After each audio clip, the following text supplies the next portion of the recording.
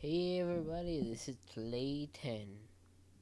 I'm actually going to do a review. Why?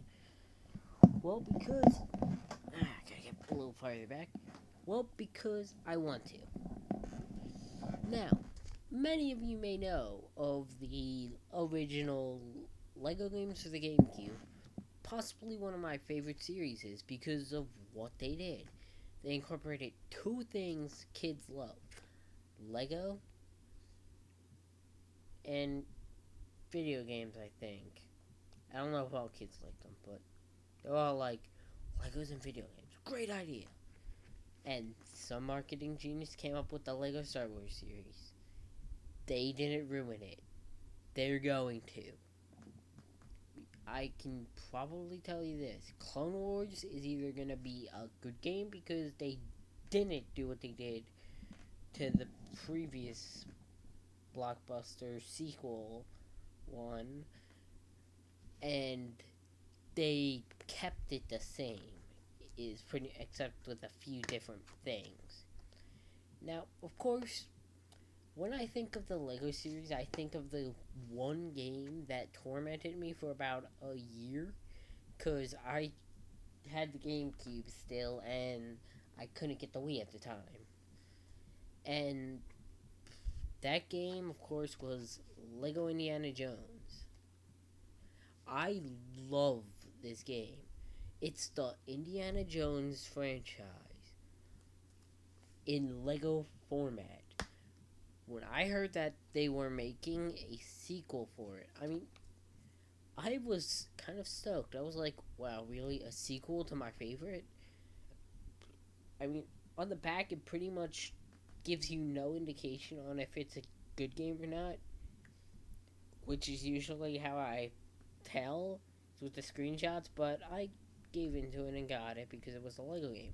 I played it. This game is hard as all hell, and it's also fun. Again, Lego games, they are always fun. Never expect to be bored with a Lego game. Now, with a game this good, how can you screw it up? Well, Traveler's Tales did.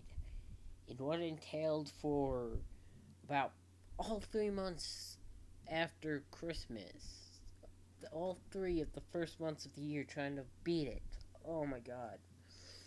I still rage face at it today. As in today. It's brand new. It's kind of new too. Because it just came out last year. Now, what game am I talking about, of course? Of course, I'm talking about Lego Indy 2, the shit stopper. I mean, Adventure Continues. Yeah, this game fucking sucks.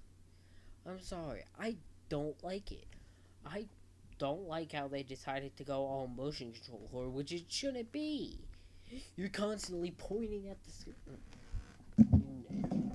thing. You're constantly pointing at the screen, B button, holding the B button, looking like an idiot, trying to get the cursor working, while while occasionally trying to avoid fire. Now, there is a thing that's broken in this game. You can pretty much do like a little attack thing by just pushing the B button, and have Indy do a normal attack, which is just spinning the weapon doing that if you just push the B button. But if you keep pushing the B button, you can have him just going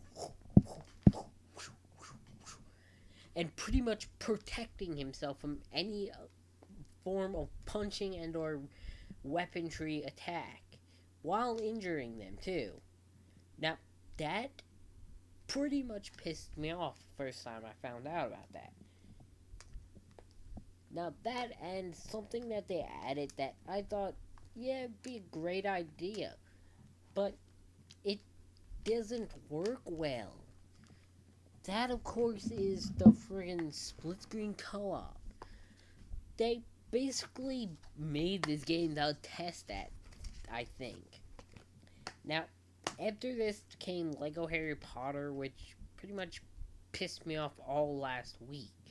It did take me a year to complete. See, I don't get what critics diss on about this game, but about me, the only thing I really have to diss on is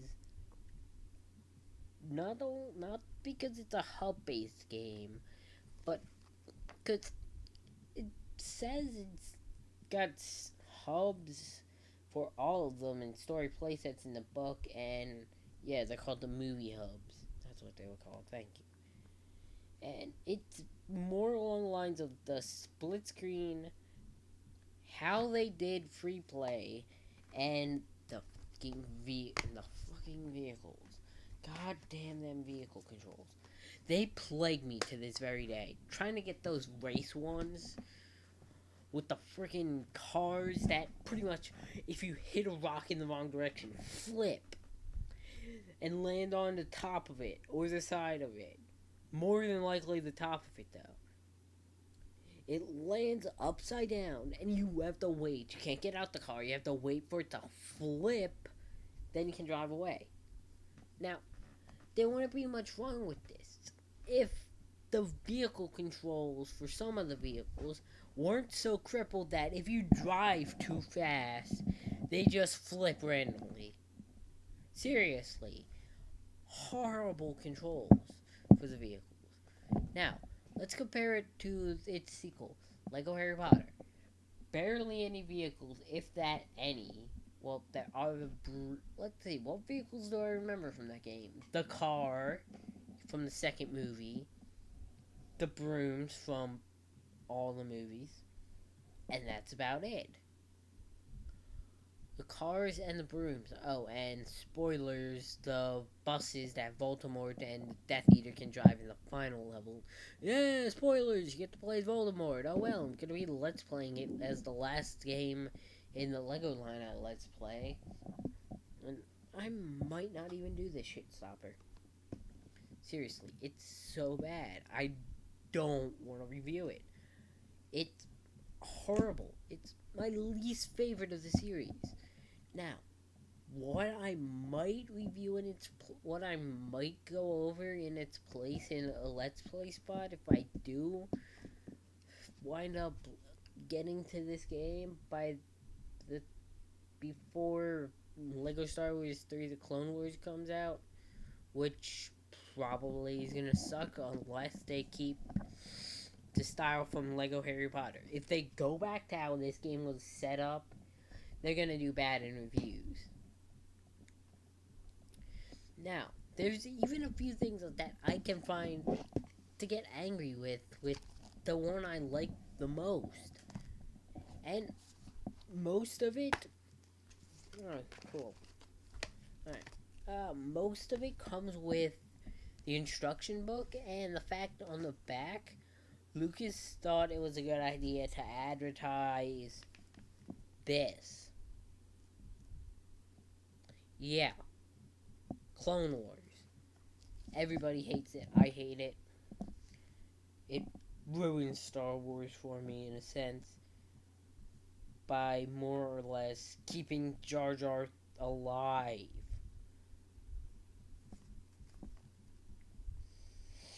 Now, there's 3 things that I can find wrong with this game from the instruction book. The one thing that I don't like about the game itself is the hub of the game and how it's set up. I mean, Barnet College Hub, great design, great idea, great placement of everything. The only thing I don't like, though, is how you get from level to level to level if you ever go back. You have to sit through that damn map screen thing, which takes so long.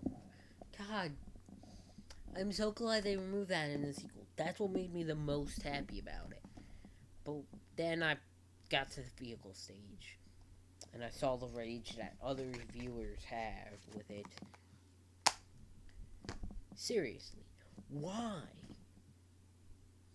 Why? Now, next game I'm gonna review is gonna be another kind of crappy one, but also one that I kind of like. Yeah. one I kind of like. Either that or my all-time favorite, one of the Lego Bunch, Bionicle Heroes. This game is just awesome. It's their first attempt at a shooter. Maybe second if you count some other attempts that they've made that sucked. But it's their first attempt at a shooter that they did well. I'm serious, this game's great. Pick it up if you have a chance. Pick up Lego Indy 1 if you have a chance. Try Lego Indy 2 if you're into the difficult type of gameplays. And if you aren't, why not? It's kind of worth it. The one thing that made me pissed, no 100%. Well, anyway, this is to lay 10. Don't turn off your games.